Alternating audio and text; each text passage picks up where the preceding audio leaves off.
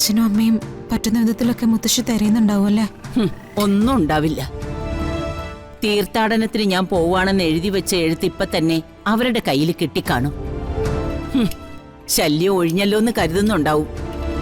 അല്ലെങ്കിൽ എന്താ, പ്രിയങ്ക മോള് ജീവിച്ചിരിക്കുന്നുണ്ട്, അവളെ കണ്ടെത്തണോന്ന് പറഞ്ഞ് ഞാൻ ബഹളം വെച്ചോണ്ടിരിക്കായിരുന്നില്ലേ? ഒരു കാര്യം എനിക്ക് മനസ്സിലായി മോളെ, നിന്റെ അച്ഛനും അമ്മയ്ക്കും നിന്നോട് ഒരു സ്നേഹവും ഇല്ല. അവര് സ്നേഹിച്ചിട്ടുള്ളതേ രാധികയെ മാത്രമാ. അല്ലായിരുന്നെങ്കിൽ നിന്റെ ചിതയുടെ ചൂടാറുന്നതിന് മുമ്പ് അവളുടെ കല്യാണം നടത്തി കൊടുക്കുവോ?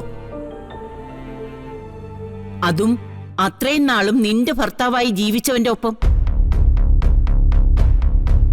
അതിന് നിന്റെ അച്ഛനെ ആരും തടഞ്ഞില്ലല്ലോ. ആദർശം വിട്ട് ജീവിക്കുന്നവനല്ല ദേവനാരായണൻ തിരുമേനിയെന്ന് നാഴികയ്ക്ക് 40 വട്ടം പറയുന്നവർക്കൊക്കെ അവർക്ക് അതിന് മടിയൊന്നും ഉണ്ടായിരുന്നില്ലല്ലോ. മുത്തശ്ശി, ആ ആളുകൾ പറയുന്നത് സത്യ മോളെ. ഒരാൾ കൺമുമ്പിൽ ഇല്ലാതാവുമ്പോ അയാളെക്കുറിച്ചുള്ള മറ്റുള്ളവരെ ചിന്ത അറിയാൻ പറ്റും. നിന്നെ പ്രസവിച്ചവളുടെ കണ്ണിൽ നിന്നൊന്നും ആത്മാർത്ഥമായിട്ട് ഒരു തുള്ളി കണ്ണീര് വരുന്നത് പോലും ഞാൻ കണ്ടില്ല. അതിനുള്ളത് അനുഭവിച്ച് തീർക്കാതെ അവരാരും ഈ ഭൂമി വിട്ടു പോവില്ല മോളെ. ദേ മോളിത് പെട്ടെന്ന് കഴിച്ചിട്ട് കിടന്ന് ഉറങ്ങിക്കോ. ദാ നാളെ രാവിലെ കോടതി പോവാനുള്ളതാ. നാളെ മുതൽ കുറെ ആളുകളുടെ ഉറക്കം നഷ്ടപ്പെടും, അത് ഉറപ്പാ മോളെ. ഞാൻ തിരിച്ചെത്തിയത് ഇഷ്ടപ്പെടാതെ വീണ്ടും എന്നെ കൊല്ലാൻ പോവായിരിക്കും അല്ലേ മുത്തശ്ശി? അതിന് ധൈര്യമുള്ളവർ അത് ചെയ്യട്ടെ മോളെ. സുകുമാരിയുടെ തനി സ്വഭാവം എന്തെന്ന് ഞാൻ അവർക്ക് കാണിച്ചു കൊടുക്കും. പിന്നെ നാളെ കോടതിയിൽ പറയാനുള്ളതൊക്കെ മോള് പറയണം കേട്ടോ. അതെ മുത്തശ്ശി, നാളെ ഞാൻ കോടതിയിലെത്തുമ്പോ ഞാൻ ജീവിച്ചിരിക്കുന്നുള്ള കാര്യം എല്ലാവരും അറിയും. രാധികയും